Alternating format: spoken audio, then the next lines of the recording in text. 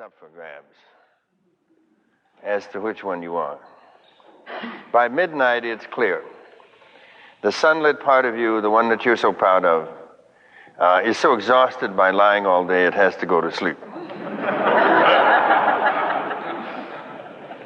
It's been trying to put up this front that you've been asking it to put up all day.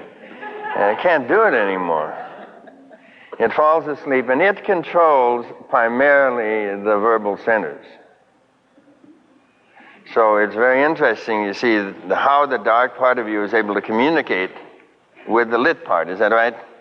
Because in general, the lit part controls your words and the verbal stuff. It stole that some generations ago. So at night then, one idea is that the shadow then creates the dreams. And it corrects your daylight intelligence. That's the compensation theory of dreams that Jung thought a great deal of. For example, you have a dream at night that your mother is a monster and has huge teeth coming out and so on. So you say, could this be Mom? I mean, is this possible? So you go to visit your mother and examine her very carefully. You call her up and say, you're a monster. I know because I heard it last night. But that isn't the thing. So Jung says the compensation theory of dreams means that what you receive in the dreams is not true specifically. It's a compensation to what you said during the day. So the idea is that your night person hears what your day person says. And during the day you said something like, well, my mother's always been very nice to me. Oh, sure. And then the night person heard that. And it says, Jesus, you went so far over there, I'm going to give you one over here. And then the truth would be somewhere in between. Is that clear? Yeah. So those are two contrary views of what happens during the day. So the dreamer, then, if you are overly new agey and optimistic, then the shadow has got a hell of a lot of work to do every night. You've used bliss 3 times. There's nothing the shadow hates like the word bliss. You've used higher consciousness. That's an insult to your shadow. You claim that you're getting better all the time. You really feel you're integrating a lot of stuff. He says, shit.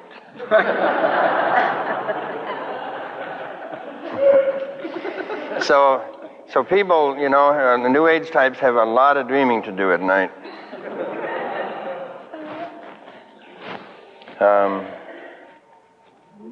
And that helps explain why it's felt, that some of the old Zen masters, after they get to be 60 or 65, there's 2 things about them. They don't defend themselves anymore. They just laugh all the time. And they don't dream. That's a curious thing that's been hanging around for 30, 40 years now, that the old Zen masters don't dream when they pass a certain place, man or woman. And apparently that would have to do with the fact that they don't tell these optimistic lies during the daytime. So there's nothing to correct at night. It's interesting, isn't it? Now, of course, dreams are much, much more than that. And Jung himself, Freud felt that dreams were primarily coming from the id, which is kind of an image of the shadow, but it's something that only has repressed material in it. So that chaotic material comes up all the time. I don't know, there's something capitalist about that idea. That everything is repressed, and it's going to cause trouble. It's like the Jews and the Arabs.